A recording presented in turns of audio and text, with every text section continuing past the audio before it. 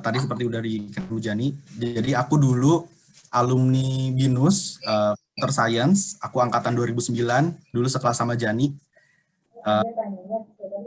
Terus aku penjurusannya adalah multimedia, agak-agak nggak nyambung. Sebelumnya multimedia, sekarang aku banyak kerjain tuh data analytics gitu ya. Aku banyak berkecimpung di dunia data. Jadi kalau dulu di kampus sih aku hobinya sendiri juga sebenarnya nggak terlalu ke data-data juga. Hobi aku dulu di kampus banyakan sama lah ya, kita manusia biasa, kita sering ke level 1 dulu. Nggak tahu ya sekarang masih ada nggak ya level 1. Jadi dulu tuh kayak tempat udah nggak ada sih. Udah nggak ada ya. Nah, aku dulu sering main ke sana, terus itu hobi aku. Terus aku juga pernah ikutan ASLEP, mungkin satu-satunya yang prestasi aku yang ya boleh dibilang edukatif ya, aku ikutan ASLEP waktu itu. Jadi cuman aku berhenti di tengah-tengah karena keputusan aku sendiri. Aku udah nikah, aku udah punya anak, aku juga alumni. Terus soal karir path. Tapi sebelum karir path aku mau cerita. Jadi tentang foto ini. Jadi ini foto aku dan tim aku.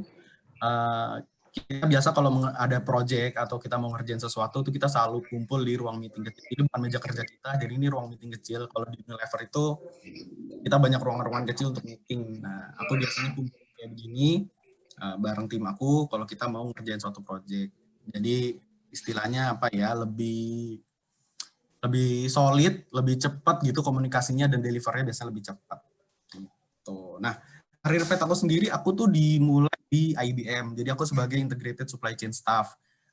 Nggak terlalu banyak sih di sini, karena ini job pertama aku masih mencoba-coba, jadi yang mana yang bisa aku kerjain, aku terima aja waktu itu di IBM. Nah, baru habis itu, aku resign, nggak lama dari IBM, aku masuk ke Unilever. Unilever itu aku dulu masuk sebagai kontraktor. Dan Master Data Management. Master Data Management itu kurang lebih dulu Unilever itu pakai sistem namanya Sila, terus dia dirubah, di-upgrade jadi sistem namanya Leverage.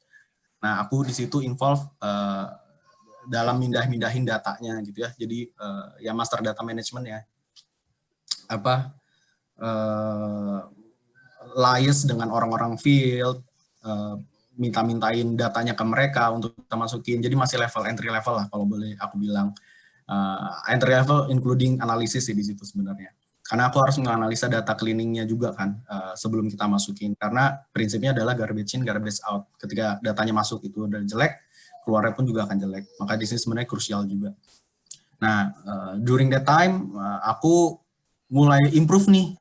Berpikir apa sih yang bisa aku bantu gitu ya di tim aku. Meskipun aku kerjaannya itu hanya sebagai master data, tapi aku coba untuk berpikir apa yang bisa aku lakukan lebih buat timku. Jadi waktu itu aku pikir aku coba bikin pakai VB, waktu itu bikin makro. Jadi kerjaan-kerjaan teman aku nih aku sikat semua pakai robot. Jadi yang harusnya biasa dikerjain mereka berjam-jam, aku kerjain pakai makro cuma bentar. Dan di situ aku langsung dipromot jadi beda jabatannya, jadi data analyst automation. Aku automate semua kerjaan-kerjaan yang biasanya aku kerjain manual. Kayak gitu. Nah, nggak lama dari situ lagi, di 2018, karena orang developer bisa melihat yang sudah bisa aku berikan kontribusi aku ke Unilever, akhirnya mereka merekrut aku. Nah, sekarang, di posisi aku sekarang, itu CD, Assistant Business Intelligence Manager. Jadi, kalau di Unilever itu, karyawannya ada 3 tipe sebenarnya. Ada karyawan tetap, ada non-staff, sama ada third party. Nah, dulu aku tuh di bagian third party. Nah, kalau yang sekarang aku udah karyawan tetap di Unilever. Makanya posisinya adalah assistant manager kalau di Unilever. Kayak gitu. Nah, kerjaan aku kayak apa sih? Nah, kerjaan aku mostly kalau di assistant business intelligence manager ini bikin report. Aku bikin report, aku menganalisa datanya, aku selling report yang udah aku buat. Sebenarnya yang paling fun part itu adalah ketika aku harus selling report ini ke orang-orang gitu ya. Karena guys, percayalah, sejago-jagonya kalian bikin report, kalau kalian nggak bisa jual barangnya, itu nggak akan dipakai sama usernya. Yang paling penting itu sebenarnya adalah how you can sell your product to your stakeholder, to your user. Itu penting banget. Gitu. Dan kalau di Unilever itu, di posisi aku sebenarnya aku punya anak buah gitu, terpati. Nah ini kan anak buah aku semua ya, yang di sini yang di ujung pakai baju putih itu partner aku, sisanya ini ada timku. Sebenarnya under aku tuh ada 13 orang. Jadi mereka adalah engineer-nya yang bikin reportnya segala macem.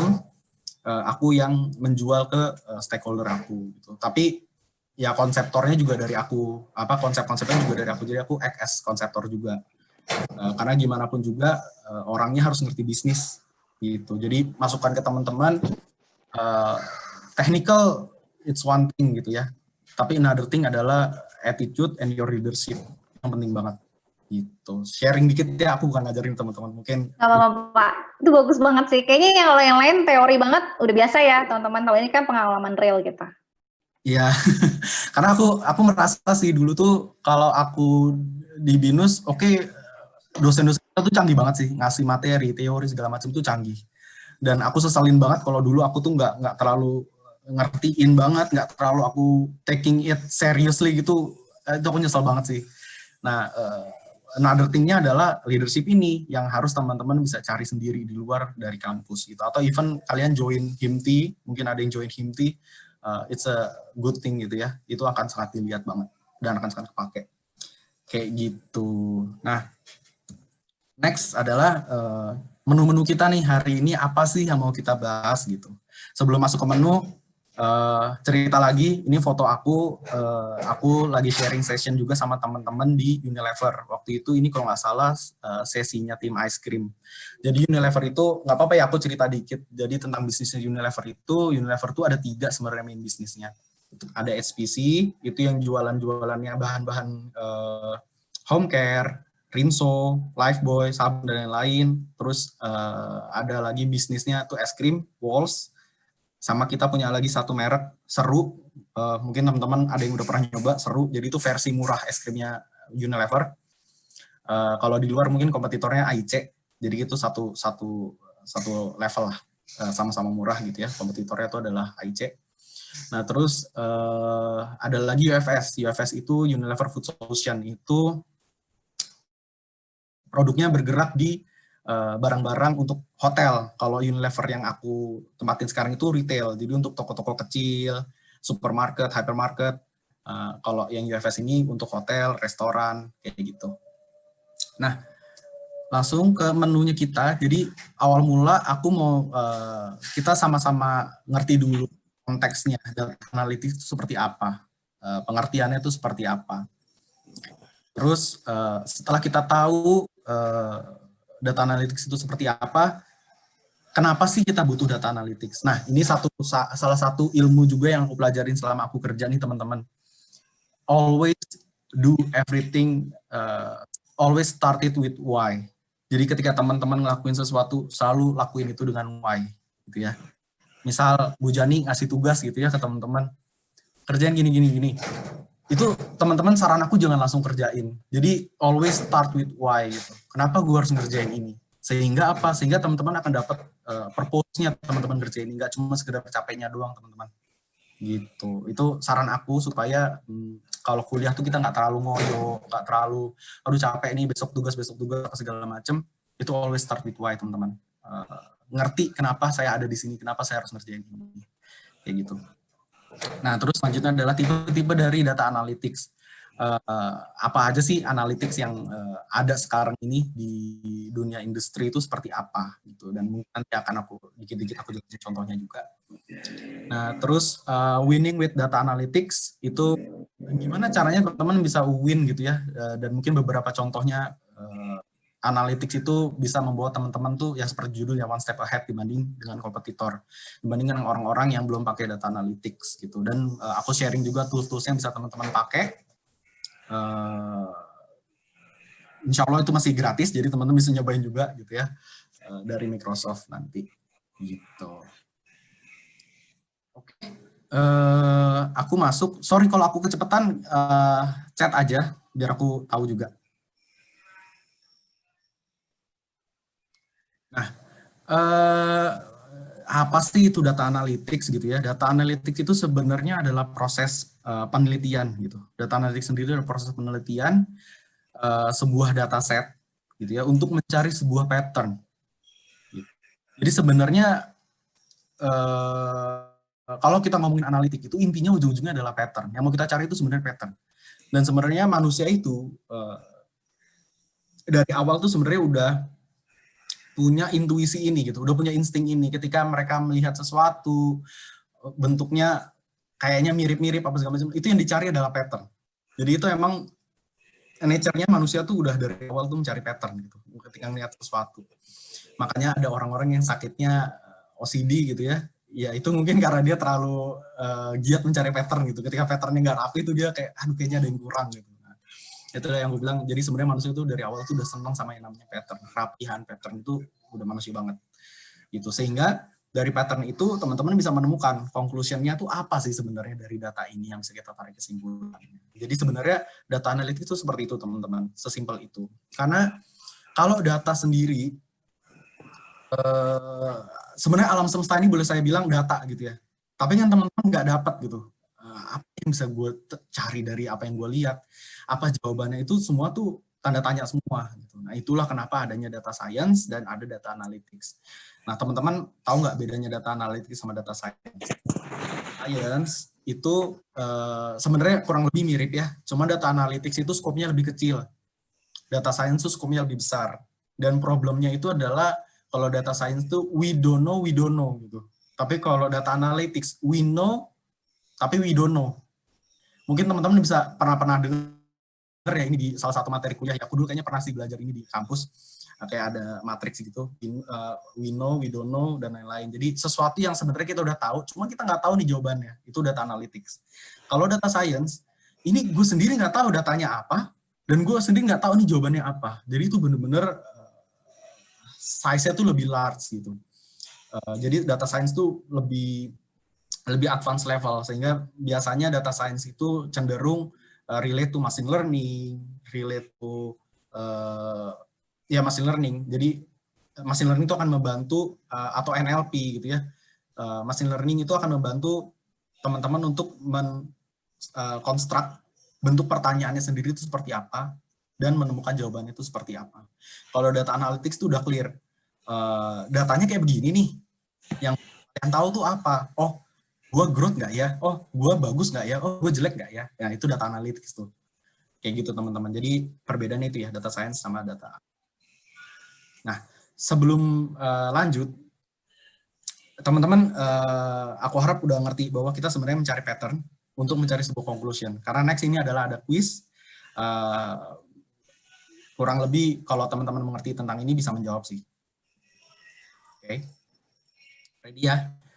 Bu Jani, ini aku mohon izin, mungkin kita agak interaktif ya Bu Jani. Bisa teman-teman jawab di chat. Nah, mungkin teman-teman beberapa ada yang udah pernah lihat kuis seperti ini. Jadi sesimpel as teman-teman tebak deh. Sebenarnya angka berapa sih yang ada di balik mobil ini? Boleh ya dibantu di chat teman-teman. Nggak ada yang salah, nggak ada yang benar, dicoba aja.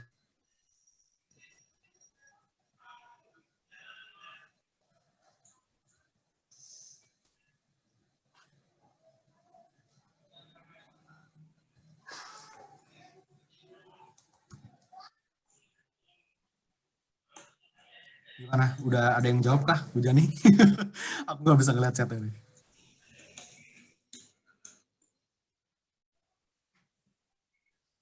Dia suka hilang sendiri chat. 87, Pak. 87 ya? Luar biasa. Ini bukan karena udah pernah kan ya? Jadi ya benar jawabannya itu 87. Nah, apa sih conclusion-nya sebenarnya yang bisa didapat dari sini? Hikmahnya tuh apa sih yang bisa diambil? Jadi again aku bilang sebenarnya adalah pattern. Jadi kalau teman-teman lihat ini kan sebenarnya yang pertama kali di churning di kepala kita tuh adalah pattern-nya. Ini 16, 6, 68, 88 kok ini isinya apa ya, kok nggak make sense ya gitu ya. Nah inilah salah satu contoh data analitik sesimpel itu. Jadi proses data analitik sendiri itu nggak semerta-merta hanya menganalisa gitu teman-teman. Jadi ada proses sebelumnya itu namanya data cleansing. Kalau kita lihat data kayak begini, pasti bingung dan kita nggak bisa dapetin konklusinya apa. Tapi setelah melalui data cleansing, oh ternyata datanya ini harusnya dibalik nih, gitu ya. Dibalik, formatnya harusnya dibenerin, sehingga teman-teman bisa membaca patternnya dan menemukan conclusion-nya. Ternyata yang tadi tuh kebalik, ini harusnya 86, 87, 88, 89, 90, 91, gitu. Itu salah satu contoh nih teman-teman, cara aplikasinya data analytics gitu. Jadi bisa membantu teman-teman untuk mempredik value next-nya itu seperti apa. Nah, kenapa sih kok kita perlu data analytics gitu ya?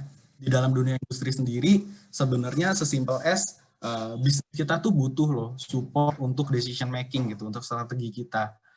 Mungkin teman-teman di sini ada yang punya bisnis kecil-kecilan gitu ya. Termasuk aku juga selain sebagai karyawan juga aku punya sih bisnis kecil-kecilan gitu ya. Dan itu sangat ngebantu teman-teman untuk membuat strategi gitu, proses bisnis kita tuh mau kayak gimana ke depannya. Karena masih banyak orang-orang yang berdasarkan intuisi. Intuisi sangat wrong gitu ya, tapi tetap perlu harus didukung sama data. Gitu. Mungkin teman-teman nanti akan merasakan ketika bikin skripsi, itu nggak bisa tuh kita ngomong, menurut saya seperti ini, nah itu nggak bisa tuh. Biasanya harus didukung dengan data tuh, betul ya Bu Jani? Nah itu semoga dengan ini teman-teman bisa lebih clear lagi gitu. Kenapa nanti pengujinya nanyain gitu, lu ngomong ini berdasarkan apa nih? Nah dengan data itu akan ngebantu teman-teman, nge-support teman-teman untuk kan bahwa pernyataan teman-teman itu valid gitu. Apa aja sih poinnya gitu? Kenapa kita perlu data analytics? Itu salah satunya adalah uncertain economics.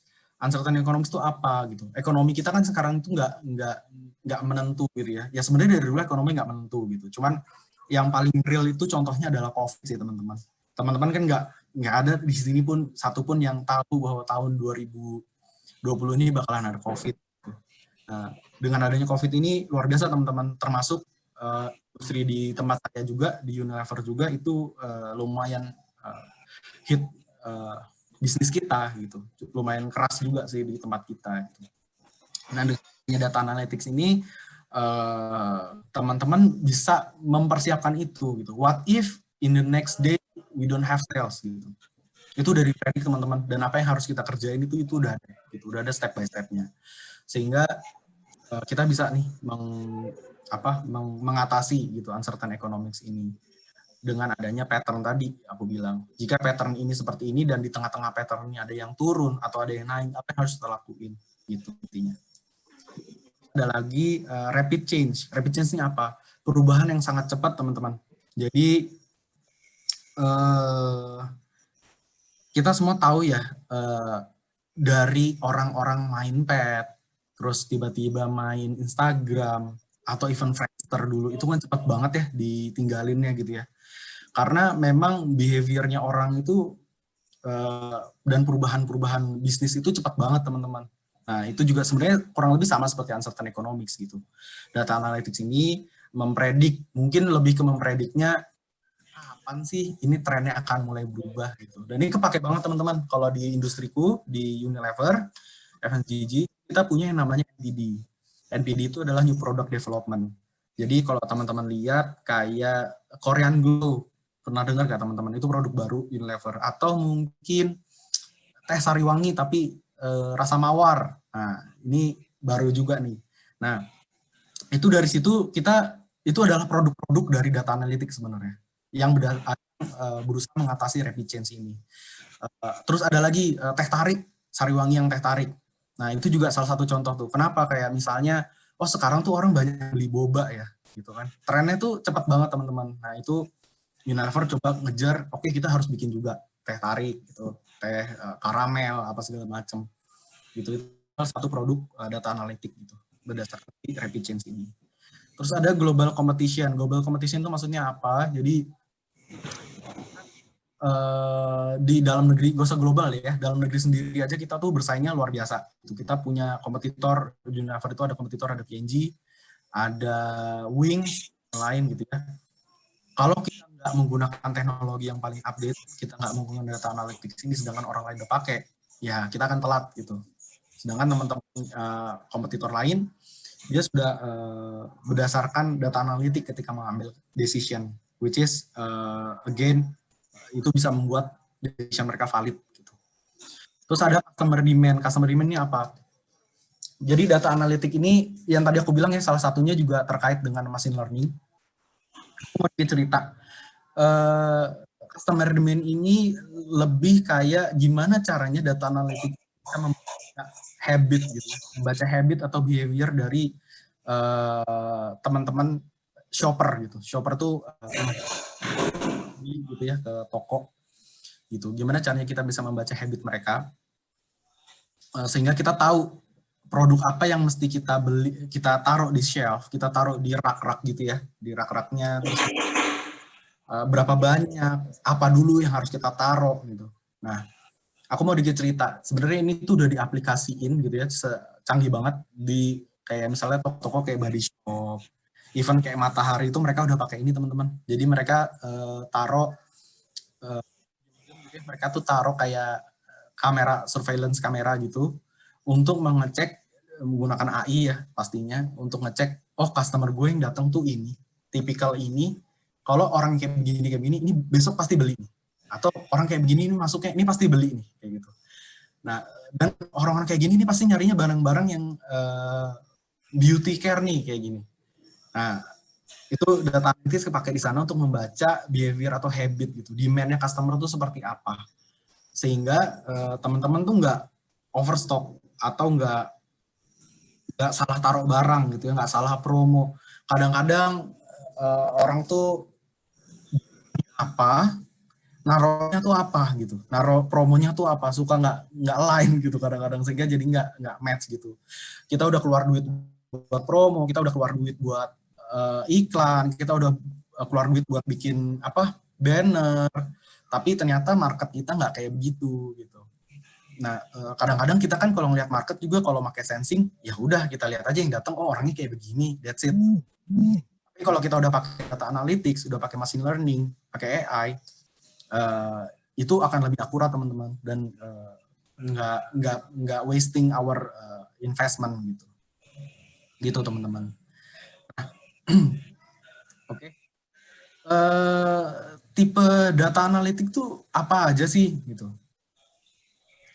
Nah, analitik sendiri tuh ada 3 teman-teman. Yang paling mudah itu dan yang paling sering teman-teman lihat itu mungkin ada deskriptif.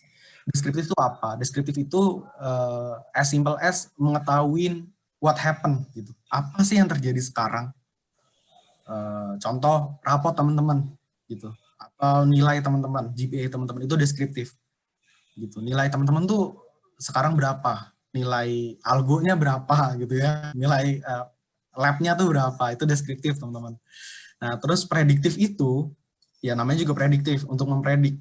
Jadi, kalau nilai gue sekarang begini, semester 1 begini, semester 2 gue begini, semester 3 gue begini, semester 4 gue berapa? Nah, itu bisa dipredik gitu ya, dengan beberapa komponen-komponen pastinya. Dengan, kalau dulu kita bikin, aku dulu mau bikin apa, skripsi, judulnya itu harus bagaimana X mempengaruhi Y gitu ya. Nah, sama seperti prediktif ini. Jadi untuk mendapatkan Y-nya, itu harus dapat X-nya. Itu sih uniknya di prediktif tuh, X-nya inilah yang menentukan seberapa akurat analisa kita. Itu yang sulitnya sebenarnya. Karena X ini nggak menentu gitu ya. Kayak misalnya aku bilang, jualanku di week ini 10 juta. Week depan aku berapa ya? Ya mungkin kalau aku baca tren 13 week ke belakang akan dapat angkanya, tapi apakah itu akurat belum tentu, karena kita cuma berdasarkan rata-rata jualan kita 13 minggu ke belakang misal. Sedangkan faktornya tuh banyak, nggak cuma itu. Bisa jadi ini juga aku baru belajar ya, kalau di tempat aku tuh kayak lebaran tuh harus diprediksi teman-teman. Lebaran biasanya jualannya yang tinggi Blue Band misalnya gitu ya, karena kan orang pada bikin kue gitu, tapi ya Blue Band udah produktif, bukan produk kita lagi ya teman-teman ya. Nah terus even berbeda region itu juga akan mempengaruhi analisa kita. Contoh ketika Natalan gitu ya, itu biasanya sih jualan-jualan di daerah barat itu nggak terlalu pengaruh teman-teman, tapi jualan-jualan di daerah timur itu akan naik banget gitu. Nah itu salah satu faktor-faktor yang faktor-faktor unik yang harus dipertimbangin sebelum kita mendapatkan C-nya tadi, XX-nya tadi. Gitu. Jadi X itu ada banyak. Predictive analytics itu kayak misalnya mungkin untuk machine learning yang bisa teman-teman pakai atau pelajarin tuh kayak random forest, SVM, itu tuh prediktif gitu. Aku nggak bakal jelasin di sini untuk algoritmanya itu ya untuk si random forest dan lain-lain, tapi itu kurang lebih digunakan untuk memprediksi itu. Nah terus preskriptif nih kayak apa? Preskriptif ini sebenarnya lebih advance lagi teman-teman, kurang lebih mirip sama prediktif. Cuman preskriptif nih kalau tadi analoginya adalah rapotnya teman-teman, nilai tadi teman-teman udah predik nih, besok nih nilai gue berapa ya? Nah kalau preskriptif, kalau besok nilai gue segini, gue harus apa nih supaya nilai gue nggak segini gitu. Nah itu preskriptif teman-teman. Jadi dia memberikan rekomendasi apa stepnya kita dan outcome-nya tuh seperti apa. Gitu. Jadi paling canggih sih teman-teman. To be honest, Unilever sendiri untuk preskriptif ini belum apply. Kalau prediktif mungkin udah, kalau preskriptif mungkin nggak secanggih dengan teknologi ya, mungkin masih by mouth atau by sensing, tapi logiknya udah pakai preskriptif gitu. Decision apa sih harus kita pakai untuk bisa mencapai target gitu, misalnya strateginya apa aja gitu preskriptif. Tapi mungkin belum dibantu sama mesin aja gitu teman-teman. Itu tipe-tipe data gitu ya. Oke, next. Nah ini gimana sih kita bisa winning di data gitu. Sorry sebelumnya Jan, ini aku sampai jam 11 ya Jan. Aku manage waktu nih. Ya silakan. Oke. Oke, kita masuk ke winning with data analytics gitu. Di sini itu lebih kayak gimana sih caranya bisnis itu bisa winning gitu dengan data analytics. Jadi, sorry, ini ada dari Korsi G, NIM 23, di mute ya.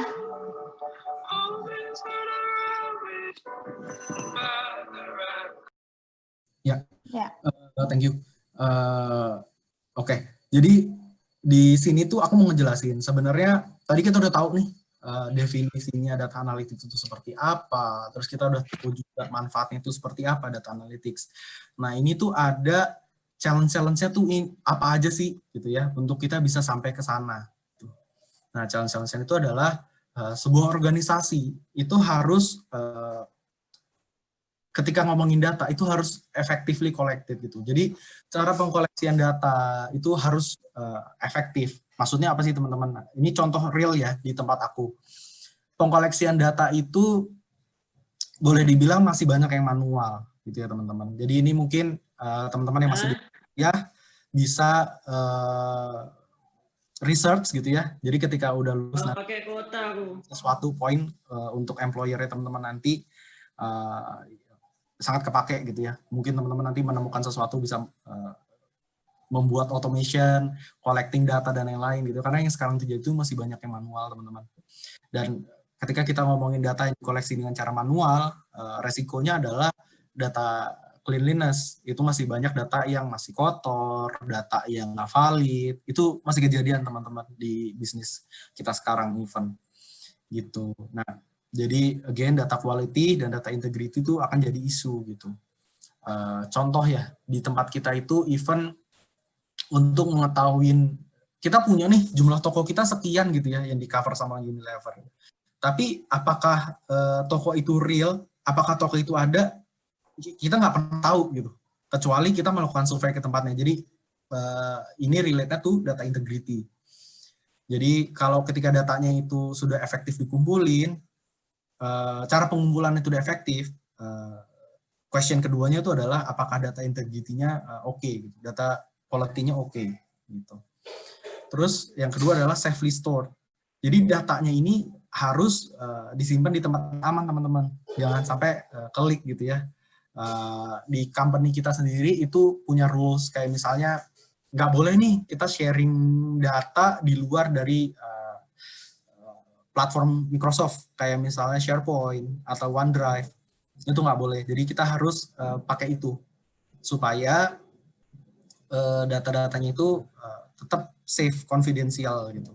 Jangan sampai kompetitor tahu. Karena ini real ya teman-teman. Jadi di luar sana itu jualan data itu it's money gitu. Jadi contohnya sebenarnya istri saya sendiri sih. Istri saya sendiri tuh dulu kerjaannya tuh kayak telemarketing. Dia itu beli data gitu ya teman-teman. Data nasabah gitu. Tapi dia ngakunya ini dari perusahaan saya gitu. Padahal sebenarnya dia beli gitu dari tempat lain. Dan data teman-teman gitu ya misalnya daftar di bank atau di mana, meskipun dia bilang safe itu sebenarnya nggak safe amat sih teman-teman. Jadi itu kayak dibagi juga sih. Nah itu penting banget makanya safe restore datanya kita. Nah terus efficiently analyze and to create actionable business insight. Maksudnya di sini adalah lebih sama seperti yang di atas. Datanya itu harus bisa diolah sehingga proses analisanya itu menjadi lebih efisien. Karena yang terjadi sekarang nih teman-teman, contoh realnya ya, kalau di company-ku itu nggak semua orang bisa mengolah data yang size-nya besar. Ini merupakan challenge nih teman-teman di real industri kita sekarang. Mengolah data yang besar gitu ya. Bahkan even level-level karyawan yang memang nggak seharusnya dia megang data besar pun dia akan dituntut untuk bisa megang data besar teman-teman. Jadi data-data yang mungkin diolah pakai Excel tuh udah berat banget gitu.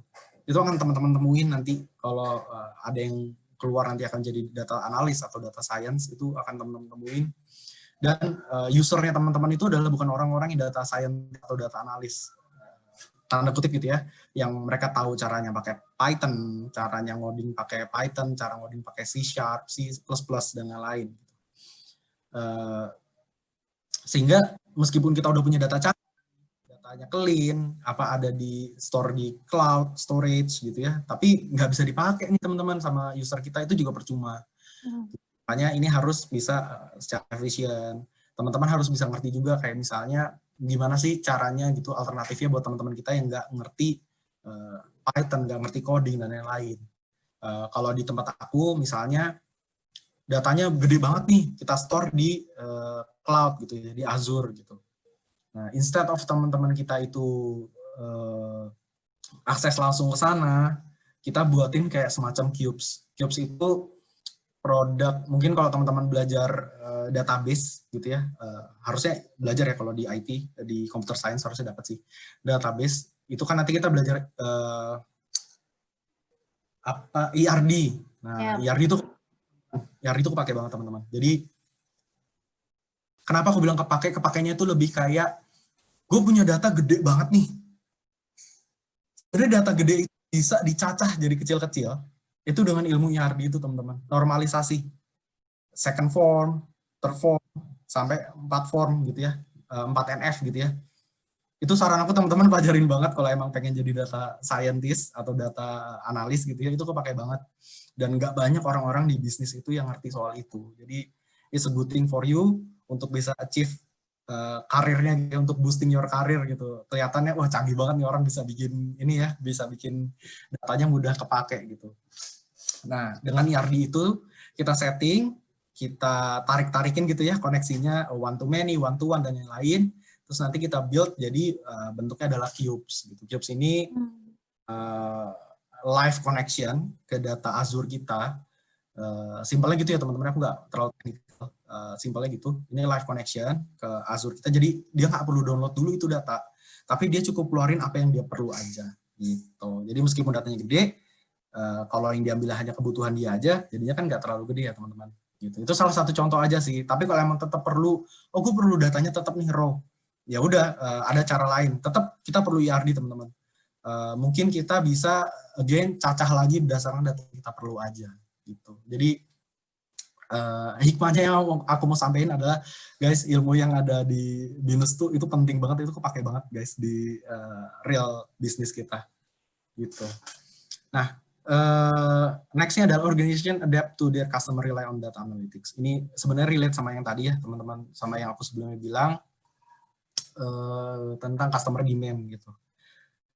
bisnis kita itu sangat-sangat perlu adapt dengan customer behavior kita, which is require data analytics gitu, which is require data. Jadi kita juga ngomongin infrastruktur gitu ya, kita harus bisa punya sesimpel as kamera, surveillance kamera yang tadi aku bilang untuk capturing customer kita dan lain gitu ya. Ini salah satu challenge-nya juga. Nah terus organization should capable enough to predict evolving challenge. Jadi karena salah satu challenge-nya adalah yang tadi aku bilang, karena ada ekonomi yang uncertain, banyak yang berubah, cepat berubahnya, bisnis itu perlu punya data yang bisa mempredik outcomes kita tuh seperti apa gitu, dan gimana cara kita overcome-nya. Ketika kita ngomong overcome itu udah ngomongin preskriptif gitu. Terus organization can ensure more value in their business insight and differentiate themselves. Ini maksudnya gini, banyak orang yang ketika melihat data dia merasa bahwa dia tahu bahwa dia sudah menemukan jawabannya, tapi kadang-kadang nggak sesuai teman-teman. Jadi sebenarnya yang kita menurut kita itu benar itu bentuk gitu ya. Aku kasih contoh dulu pengalaman aku menganalisa tren gitu ya, full year. Terus aku bilang, wah Pak, ini di Januari kita turun gitu ya. Tapi di Februari naik Pak. Januari ini kenapa ya kita turun ya gitu ya. Dan ternyata waktu itu aku diskusi sama VP ya, VP dan EVP-nya langsung gitu ya, CEO-nya kalau di kita. Itulah kenapa dia jadi CEO ya, karena ilmunya juga udah canggih banget. Dia bilang gini, Gis, Januari turun, it makes sense. Karena sebenarnya pattern, again, everyone ngomongin pattern. Again pattern. Jadi memang patternnya itu setiap Januari itu kan asal turun, dan akan naik lagi gitu. Jadi tadinya kan aku udah assume, wah jelek nih, gue Januari turun. Ternyata even level board director pun nggak masalah itu soal itu, karena ternyata mereka punya view yang berbeda bahwa turun itu is normal thing. Jadi turun itu nggak selalu jelek gitu ya teman-teman, tergantung dengan patternnya. Ternyata secara pattern emang Januari itu akan selalu turun gitu. Jadi poinnya adalah you need to know research lagi gitu ya. Apakah jawabannya dari insight yang kita udah kasih itu adalah sesuatu yang memang real, actual, dan sesuai target atau enggak. Dan di sini ada differentiate themselves, ini maksudnya ketika kita, kalau kita ngomongin bisnis ya teman-teman, kita tuh harus unik gitu dibandingkan kompetitor kita. Begitu juga dengan ini gitu. Kalau kita bisa memberikan insight yang berbeda gitu ya dengan pandangan orang awam, itu kita akan lebih valuable gitu buat company. Itu seperti yang tadi aku bilang, dari si EVP-nya tadi sendiri, dia bisa memberikan insight, oh Gis nggak apa-apa, even turun pun dia bisa bilang nggak apa-apa. Kenapa? Karena dia tahu bahwa ya emang over the years ini akan selalu seperti ini gitu, wajar gitu. Gitu. Dan banyak faktor lain, misalnya dia bilang, oh ya karena Desember itu selalu ada promo jor-joran, jadi orang tuh udah beli di Desember, barang-barang tuh dia beli di Desember, sehingga Januari tuh orang-orang udah nggak ada duit gitu, orang udah daya belinya tuh udah kurang gitu. Jadi turun it's normal thing. Turun tuh bisa jadi it's normal thing kalau kita tahu datanya. Gitu teman-teman. Oke, next. Nah, ini aku mau showing gimana data itu bisa membuat kita winning ya teman-teman. Nah, di 2008 ini kalau teman-teman lihat kan ada Exxon ya, di situ Exxon dia ranking 1, Microsoft ya memang masih di ranking 3 dan lain-lain. Tapi yang mau kita dapetin di sini adalah bahwa company teknologi itu survive guys di 2018-nya gitu ya. Di zaman-zaman sekarang gitu bahasanya ya, zaman now-nya gitu. Karena perusahaan kayak Apple, Google, Microsoft, apalagi Amazon ya, Facebook, itu adalah perusahaan-perusahaan yang pastinya sudah canggih data analytics-nya. Mereka sudah mengenali behavior-nya, mereka sudah mengenali, even kan teman-teman tahu ya kalau di Facebook itu atau di Amazon atau ke Shopee atau Tokopedia, teman-teman kan selalu dapat rekomendasi gitu ya. Misalnya teman-teman habis googling gitu kan, habis buka Instagram gitu kan, searching apa, itu pasti yang muncul kurang lebih apa yang habis teman-teman lihat gitu. Nah itu masuknya ke preskriptif yang tadi aku bilang. Sehingga company-company ini bisa survive dan bisa jadi top company gitu ya di US di 2018. Mungkin yang sekarang sih udah ganti gitu. Gitu teman-teman. Nah, kalau unicorn sendiri, nah bisa teman-teman lihat ya, ByteDance ini nomor 1 dia, top 10 unicorns. ByteDance ini TikTok teman-teman. Jadi developer TikTok nih si ByteDance ini. Ya tahu sendiri lah ya TikTok ya, teman-teman makin sering buka apa gitu ya, itulah yang sering muncul di FYP ya teman-teman gitu. Mungkin ada yang main TikTok di sini.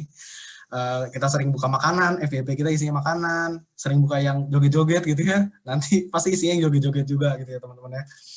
Gitu. Nah, again, hikmah yang bisa diambil poinnya adalah semakin data analitik kalian pakai, industri kalian itu akan one step ahead dibanding yang lain. Gitu. Kalian tuh akan winning di bisnis kalian. Gitu. Nah, ada quiz lagi nih teman-teman dari yang aku udah sampaikan tadi. Ini bisa membantu menjawab nih teman-teman.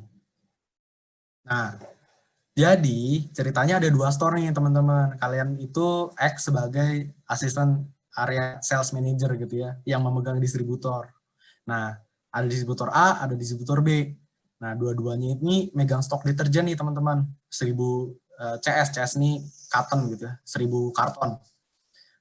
Di store B itu ada 50 karton. Tiba-tiba bosnya teman-teman tuh nyamperin teman-teman. Terus dia nanya gini, gimana stok deterjen kita? Banyak nggak? Apa dikit? Boleh ya bantu jawab teman-teman di chat. Yang mana nih? Di chat atau mungkin ada yang mau volunteer jawab lewat voice boleh. Yang mana yang banyak, yang overstock, mana yang understock, atau mana yang bagus. Boleh ya?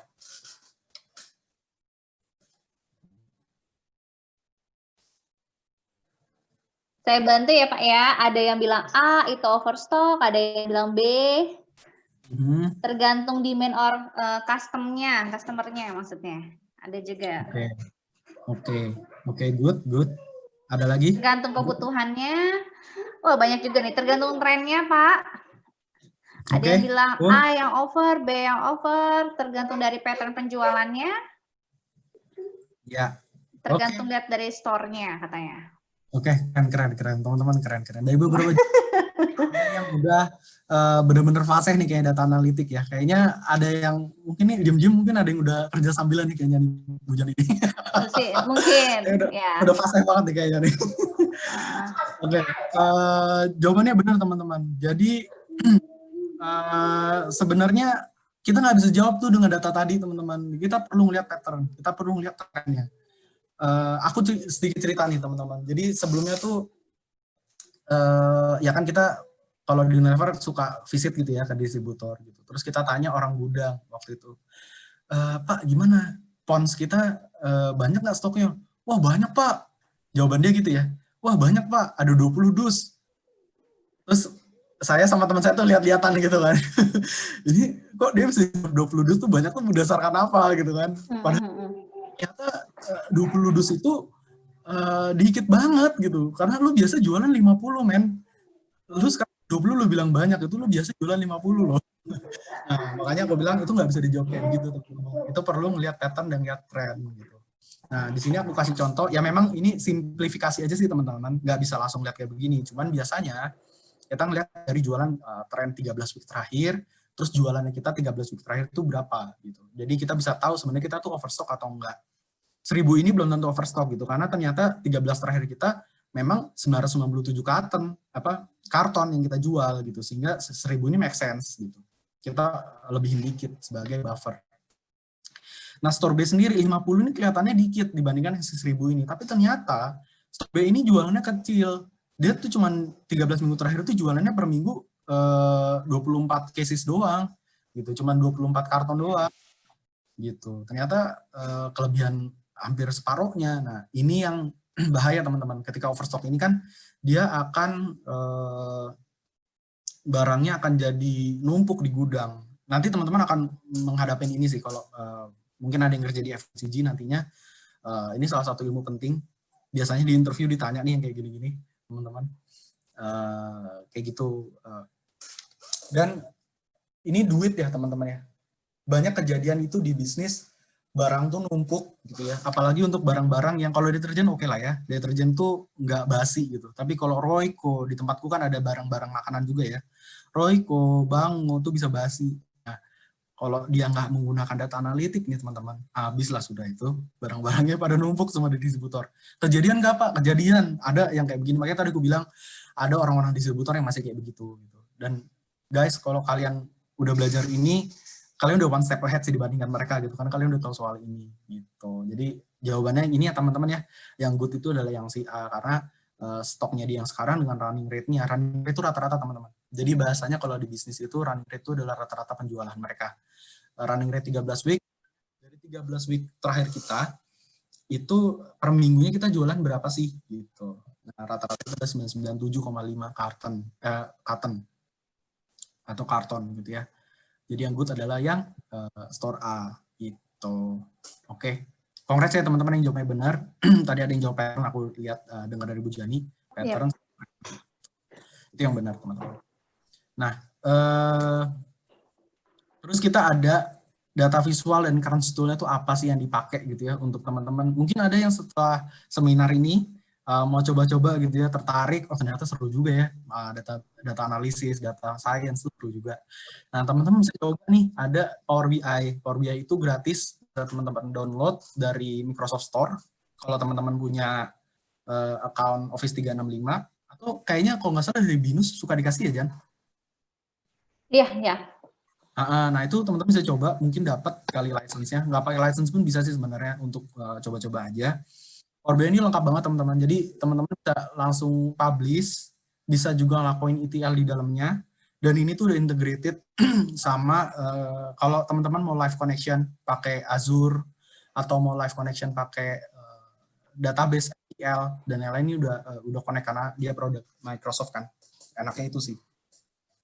Nah, company aku sendiri pakai ini karena memang kalau Unilever itu kerjasamanya sama Microsoft, jadi dia pakai produk Microsoft gitu. Basically, secara definisi, secara Power BI ini adalah sebuah tools yang membantu kita untuk memvisualisasikan data dan juga melakukan ETL gitu.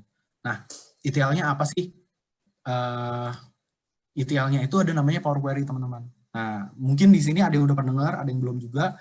Power Query itu sebenarnya nggak cuma di Power BI, teman-teman. Nah, ini banyak, even di tempatku di Unilever pun, banyak yang belum tahu soal ini. Jadi Power Query ini, selain ada di Power BI, ada juga teman-teman di Excel. Jadi teman-teman kalau buka di Excel, ada nih sebenarnya fasilitas Power Query. Power Query ini membantu teman-teman untuk melakukan ETL yang repetitif ataupun datanya huge. Jadi dia meng-cut datanya, misalnya teman-teman punya data 5 juta gitu ya, 5 juta baris. Di ETL ini, di Power Query ini, dia nggak akan tampilin 5 jutanya. Tapi teman-teman itu bisa tetap main datanya karena dia cut yang perlu kalian lihat aja.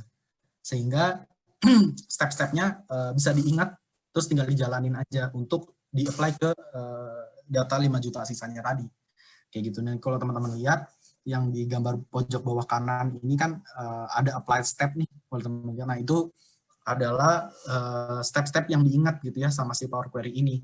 Misal, saya kalau bikin tugas yang menggunakan Excel nih, saya selalu menghapus row yang pertama dan kolom yang pertama gitu. Nanti si Power Query ini akan ingat, oh ketika dia buka file ini, dia akan hapus row pertama, dia akan hapus kolom pertama. Jadi teman-teman nggak usah ngulangin lagi, dan ini tuh bisa di-apply ke multiple file. Jadi sebenarnya kerjaan admin tuh harusnya udah nggak ada ya teman-teman.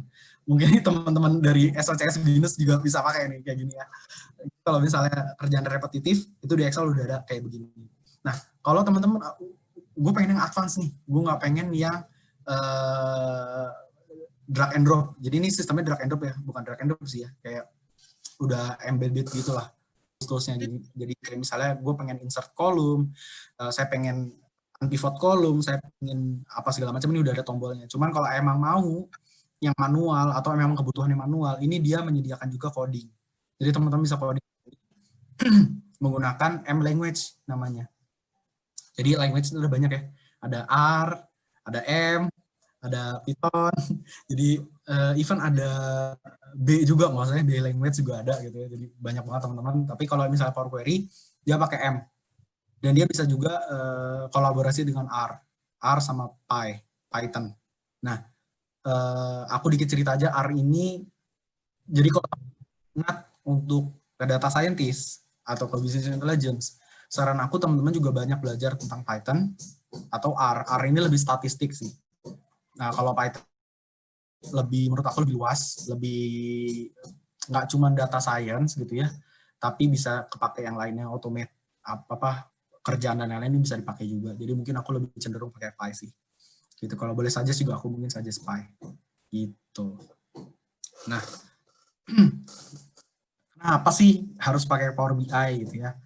Nah, salah satunya adalah yang aku bilang tadi, teman-teman, sebuah organisasi itu kalau dia mau winning pakai data analitik, dia harus bisa effectively menggunakan datanya dia.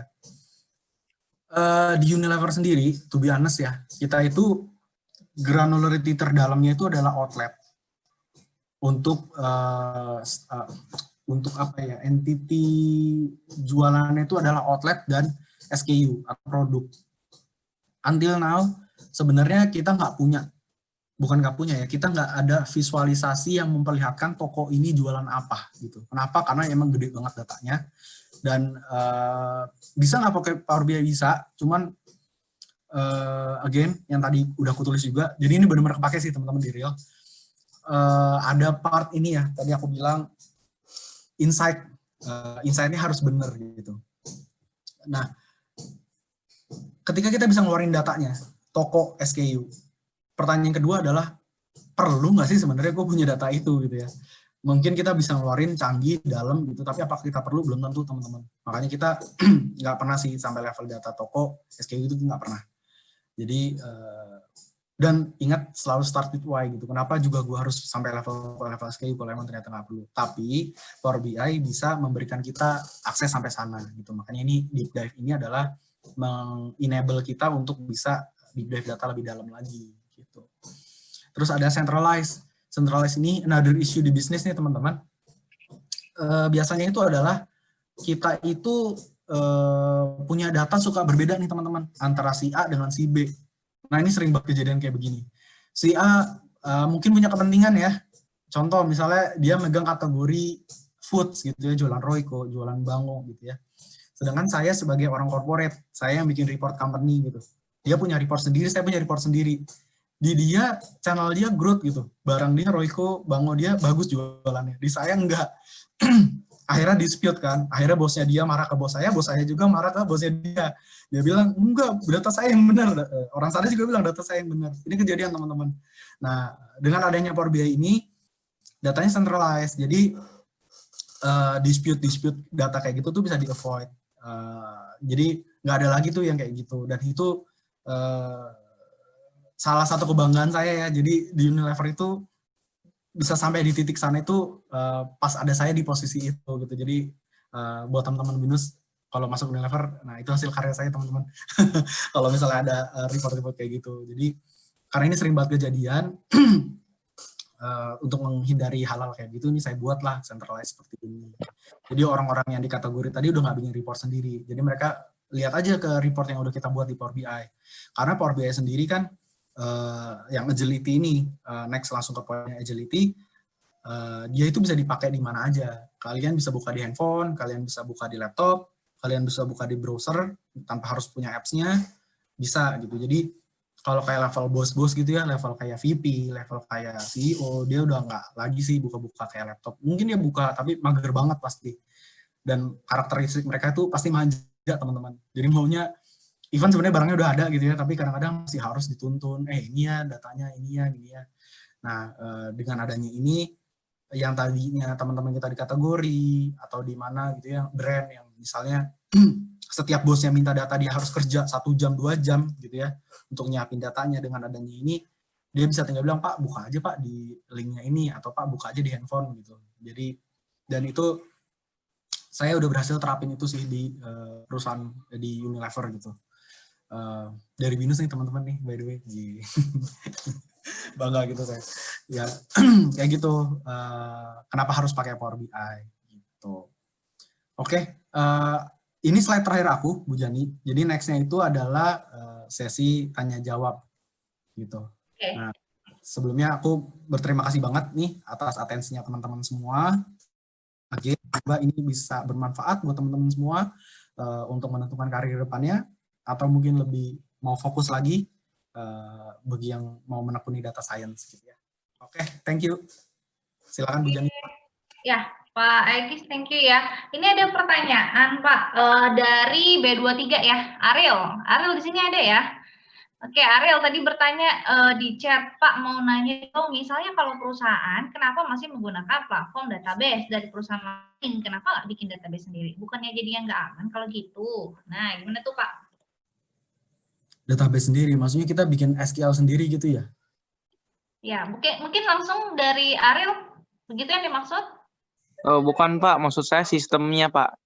Gitu. Kalau kayak Binus kan meskipun dia pakai platform sendiri, tapi kan dia pakai hardware kayak penyimpan dia sendiri dong Pak. Gitu. Oh iya, penyimpanannya kita sendiri Pak. Jadi siapa nih tadi namanya? Ariel. Ya, Pak Ariel ya. Jadi itu kita memang sendiri Pak. Jadi kan kita contohnya kita data kita save di Azure. Azure-nya kan memang kita beli sendiri Pak. Jadi nggak yang free gitu ya. Artinya memang dedicated untuk Unilever. Linknya pun unilever.sharper.com kan. Dan kalau misalnya kita beli kayak begitu, kalau ada leak data dan lain, kita bisa tuntut Microsoft sih, gitu. Kita sendiri di company nggak boleh tuh kayak install produk di luar Microsoft yang memang nggak disediain Microsoft. Kenapa? Karena again benar kata Pak Ariel tadi, kalau misalnya ada leak data gitu ya, bisa disadap sama orang lain, itu kita bisa sue ke Microsoft-nya gitu. Ini kebetulan saya baca nih, ada pertanyaan berikutnya nih, boleh saya bacain nggak Bu Jani? Iya, silakan. Ini ada Pak, untuk menjadi data analisis perlu jago kompetitif programming nggak, logic code, dan bentuk interview untuk menjadi data analis itu seperti apa? Oke. Dua pertanyaan ya. Jadi kalau menurut saya perlu jago apa enggak, gantung Pak posisinya apa. Kalau misalnya posisinya sebagai tim saya, iya, Bapak perlu jago sih coding gitu. Dan kalau posisi seperti saya, again saya bilang kalau posisi seperti saya itu lebih kayak konseptornya.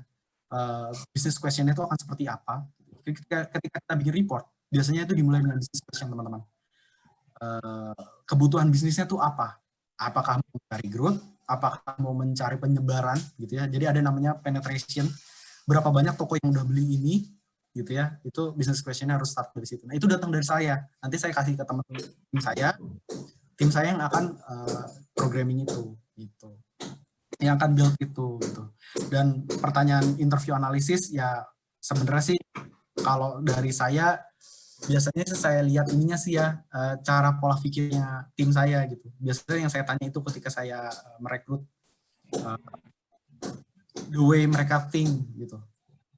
Dalam nggak, terus ada inisiatif nggak, sama leadership teman-teman, itu penting sih. Mungkin spesifik kalau Unilever ya teman-teman ya, Unilever itu honestly nggak mencari orang-orang yang pintar, karena kita assume orang-orang Unilever itu pasti pintar. Tinggal yang membedakan adalah attitude dan leadership-nya teman-teman. Gitu. Oke, semoga menjawab ya. Ini Kevin sudah dijawab tadi Pak ya, belum ya? Nih, mohon maaf banyak nih Bu Jani. Oh iya. Mau jawab yang mana nih? Oh iya banyak banget, sebentar ya. Ada yang raise hand tadi dari Dewi Fortuna. Dewi dulu deh, silakan Dewi, mau nanya langsung? Ya, saya mau nanya langsung. Ya. Perkenalkan, Pak, nama saya Dewi Fortuna dari jurusan Teknik Informatika dan Statistika. Saya mau bertanya lebih ke teknikal sih, Pak. Kan biasa kalau sebelum melakukan analytics atau analisis data, kita melakukan data cleaning. Nah, kalau misalkan dari Unilever sendiri, kalau misalkan ada data yang kosong, itu apakah satu row langsung dihapus atau bagaimana cara nge-handle-nya? Data yang kosong ya? Ya kan biasa ada field yang kosong, nggak semuanya full kalau misalkan gitu, ada data yang kotor. Benar. Tergantung Mbak Dewi. Jadi contoh ya, benar ada sih case yang kayak begitu. Contoh, ada toko yang kita biasa analisa satu distributor punya banyak toko. Nah, nggak semua toko itu bertransaksi di waktu yang sama. Itu yang kalau kejadian realnya ya. Jadi ada yang baru bertransaksi di week 3, ada yang udah dari week 1. Tapi ketika kita mau ngitung rata-rata, gitu ya, 13 week. Nah, Mbak Dewi kan statistik nih, orang statistik lebih ngerti sih. Jadi ketika kita mau ngitung rata-rata 13 week-nya, kalau kita pukul rata dibagi 13, itu akan nggak fair buat toko-toko ini, gitu ya.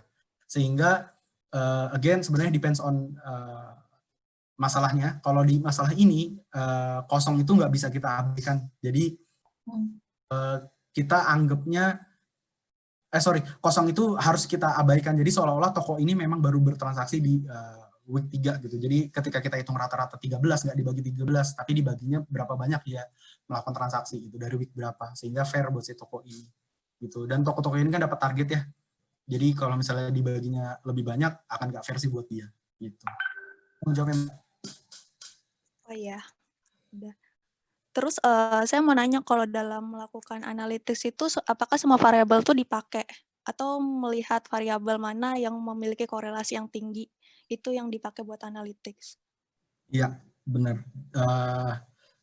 Ini ngomonginnya lebih kayak machine learning sih ya. Kalau kita ngomongin machine learning kayak random forest dan lain-lain, kita pasti ngelakuin itu dulu sih. Jadi pertama kita lihat dulu. Pertama pakai sensing sih. Kita sensing dulu nih. Kira-kira faktornya apa aja. Setelah kita udah dapat, terus kita cari korelasi paling tingginya itu di mana. Bener banget, Pak. Jadi kita pakai itu. Gitu. Terima kasih ya, Pak. Sama-sama. Oke. Dari Edwin B24 mau tanya? Iya, Pak. Jadi perkenalkan, nama saya Edwin Hans Wijaya. Mungkin pertanyaan saya nggak seperti kakak-kakak lainnya yang terkesan expert banget ya. Jadi pertanyaan saya itu, data apa selama pengalamannya Bapak Aegis dalam bekerja di UNVR, maksud saya Unilever, data apa yang paling besar yang pernah Bapak proses, terus bagaimana Bapak memprosesnya, dan hasilnya itu seperti apa? Terima kasih. Oke, jadi data yang paling deep gitu ya. Mungkin yang aku bilang sih, Pak Edwin, thank you banget pertanyaannya. Jadi data yang paling dalam itu, yang paling sulit itu adalah ketika ngomongin toko SKU. Apakah, tadi aku sempat mengutarakan kan, apakah itu perlu? Ya, perlu untuk konteks tertentu. Contoh, ketika kita ngomongin NPD, New Product Development, kita tuh nggak ngomongin sales, teman-teman. Jadi kalau kita ngomongin produk baru, kita ngomongin seberapa banyak toko yang beli, sesimpel itu. Jadi kita nggak nuntut jualannya tinggi, tapi kita nuntut toko ini udah beli. Paling nggak toko ini udah beli aja, kita udah senang. Nah, untuk bisa dapetin itu, kita perlu apa? Toko, kita perlu produk. Nah, itu udah data yang paling dalam. Nah, reportnya seperti apa jadinya? Reportnya jadinya ada namanya, kita punya ECO, Effective Coverage Outlet. Nah, jadi itu cara bacanya adalah berapa banyak toko yang udah beli produk A dalam sebulan ini, gitu. Jadi, let's say 1 bulan tuh ada 4 week ya. Toko ini beli aja di salah satu week-nya, itu udah tick 1. Jadi kita bentuk datanya untuk reportnya adalah berapa banyak tokonya gitu yang udah beli berdasarkan transaksi dia selama sebulan. Kayak gitu sih salah satu contohnya sih, Pak. Oke. Baiklah, Pak. Terima kasih banyak atas jawabannya yang sangat memuaskan. Ya, makasih Edwin. Ya. Oke, lanjut ya dari B24. Ini saya lihat di chat room ya. Pak, untuk yang Pak, kerjaan Bapak related nggak sama blockchain atau big data? Dari Brian. Oke. Sebenarnya sih kalau di Unilever sendiri, kita tuh punya ada organisasi namanya INA, Insight and Analytics. Jadi orang-orang ini yang sebenarnya lebih technical lagi gitu. Jadi mereka itu yang nge-build si data lake-nya Unilever, nge-build database-nya dan lain-lain tuh ada sendiri sih orangnya. Nah, kalau aku sendiri nggak sampai ke sana. Jadi aku menggunakan produk mereka, datanya, mereka yang bikin, kita yang consume datanya untuk dijadikan report gitu. Jadi nggak sampai ke sana. Tapi big data ya big data, karena yang tadi aku bilang, datanya sendiri secara velocity, secara variety, secara volume itu udah tick semua ya, gede banget soalnya datanya gitu. Tapi kalau secara teknikalnya nggak sampai serumit itu, gitu kan ada timnya sendiri. Gitu. Oke. Semoga jelas ya, Brian. Oke, lanjut dari B23. Apakah pada saat Bapak bekerja, biasanya perlu komputer apa ya, Pak? Apa storage-nya harus besar? Mungkin speknya atau gimana nih? Nah, sebenarnya ya itu sering banget sih saya diceng-cengin kayak gitu ya. Wah, Pak Egis mah komputernya pasti canggih nih gitu-gitu segala macam. Enggak gitu sih, teman-teman. Jadi sebenarnya komputer kita nggak perlu canggih. Yang perlu canggih itu gini, kita kan gini aku bilang ya, kita punya Azure. Data kita store di Azure. Nah, Azure tuh ada juga namanya platform Databricks, teman-teman. Databricks itu mengallow kita untuk mengolah data lewat istilahnya kita bayar PC-nya mereka yang siapin buat kita. Kita bayar di tempatnya mereka aja. Jadi nggak dipakai di on-premise. Kita pakai di servernya mereka. Gitu. Kalau misalnya data terlalu huge ya, tapi so far sih kalau laptop aku sendiri, aku pakai Dell i7, RAM-nya 8 GB. So far so good. Nggak ada masalah sih. Oke. Oke, Pak, ini ya dari again IRD sih teman-teman tadi yang aku bilang. Itu ilmu kepake banget. Jadi kalau data segede apa, IRD-nya bagus, insya Allah ngebantu sih teman-teman. Iya. Oke, teman-teman, ini lanjut ya berarti ya. Mungkin 5 menit lagi kali ya Pak ya. Pertanyaan kita akan bahas. Ini dari B. Ya benar tuh Pak, Raymond Rafael, Cloud Computing, benar. Ini aku sambil baca. Iya ya, B24 ingin bertanya mengapa untuk perhitungan data record 13 minggu atau sesuai dengan requirement perusahaan sendiri kan? Good question, karena aku juga mau question itu. Jadi running rate itu sebenarnya ada 13, ada 5, akhir-akhir ini sejak ada COVID ada 3. Jadi memang kalau Unilever sendiri terbiasa dengan running rate 13, 5, sama 3. Dan biasa 13 sama 5 week ini akan di-compare. Jadi kalau 5 week-nya ini lebih tinggi dibanding 13, itu artinya entity itu bisa produk atau bisa area atau bisa outlet itu progressing gitu. Biasanya ngeliatnya di sana. 13 week itu kan 1 quarter ya teman-teman. 1 quarter dan memang targetnya Unilever itu biasanya quarterly, monthly, 5 week kayaknya merepresent monthly juga kan. 13 week merepresent quarterly-nya. Gitu sih teman-teman. Oke, semoga menjawab ya. Ini pertanyaan sama dengan Alex berarti ya, Alex. Berarti saya next saja ya. Untuk B24, Kevin, Pak mau tanya data analytics, adakah hubungannya dengan data engineering? Oke. Sebenarnya terms-terms ini masih banyak yang mendebatkan gitu ya teman-teman. Aku pernah ikut training certified data scientist gitu. Menurut bapaknya ini yang training gitu. Data scientist, data analis, data engineer, itu adalah orang-orang yang berbeda. Tapi capability-nya, data scientist itu, kalau differentiate itu berdasarkan capability-nya. Data scientist itu adalah orang yang bisa data analis, bisa data engineering, bisa arsitektur, ini paket lengkap lah diisi data scientist ini. Sedangkan data engineering, itu memang khusus orang-orang yang ETL. Jadi data analis akan kerjasama sama si orang engineering-nya untuk bilang, gue butuh data kayak begini nih, possible nggak lo bikin ke gue untuk gue analisa, gitu. Kurang lebih kalau aku analogin simulasiin kayak gitu sih. Oke, ini satu pertanyaan lagi ya Pak Egis. Terakhir dari B21, William Hans. Mau tanya, awalnya Bapak bekerja sebagai data analis, Bapak mempelajari data analis sendiri melalui kursus online disediakan dari internet atau diajarkan oleh karyawan yang mengambil pekerjaan sejenis dari perusahaan? Silakan Pak. Oke, tadi aku sempat cerita ya, aku diangkat jadi data analis automation itu karena aku bikin VB, bikin aku makro dan lain-lain. Nah teman-teman tahu sendiri ya, kalau di BINUS kita nggak diajarin itu teman-teman, nggak diajarin lain, tapi kita diajarin algoritma, logiknya, dan itu kepake banget teman-teman. Nah, aku sendiri nggak ikut kursus, nggak diajarin sih, jadi otodidak teman-teman. Menemukan business question, nah kita berusaha mencari tahu sendiri sih gimana cara mengovercome itu, jadilah seperti sekarang kayak gitu. Oke. Berarti ini terakhir ya tadi ya Pak Egis. Oke. Pertanyaannya oke teman-teman. Visual ini ya udah oke. Ya visual basic benar. Ya? Baru muncul. Oke, thank you. Farhan jelas ya. Tapi sekarang udah nggak pakai teman-teman, pakainya Python teman-teman. Oke, Python. Oke. Kan di kampus juga ada pakai Python kan ya? Oke. Gitu, sekarang udah pakai Python ya? Iya, di beberapa ini peminatan juga udah ke arah sana sih Pak gitu. Pakai banget.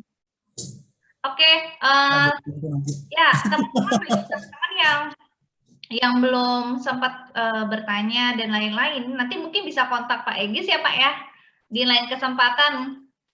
Boleh. Dengan email atau yang lainnya. Ya, silakan. Ya, ada juga tadi kan. Iya, betul. Oke, untuk Pak Egis kita sebelumnya ada sesi foto-foto dulu ya Pak ya, dokumentasi. Boleh. Oke, Pak Egis saya belum minta bantuan Pak Egis nggak untuk capture. Tunggu. Karena ini Bu Jani ajarin saya, jadi saya nggak biasa pakai Zoom nih Bu Jani. Saya pakai Teams nih biasanya. Tunggu, ini. Saya stop share dulu ya. Iya.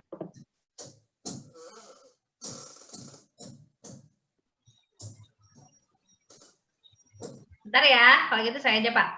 Ini ya ampun, ini ada banyak banget. Semuanya videonya on ya. Bentar terus si foto dulu.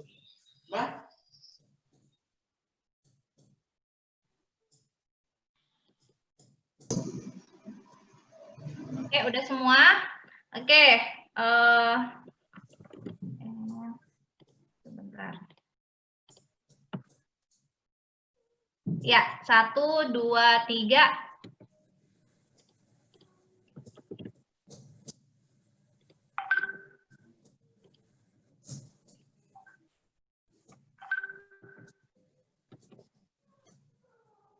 Ya, sebentar.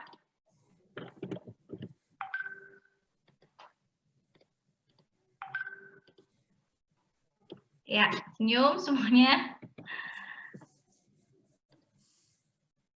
Sebentar. Ya, udah page selanjutnya.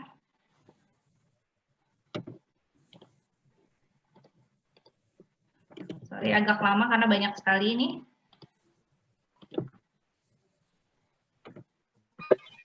Oke, sebentar.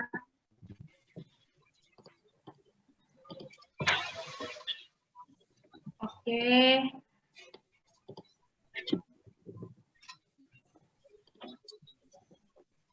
Ya, lanjut. Satu lagi ya.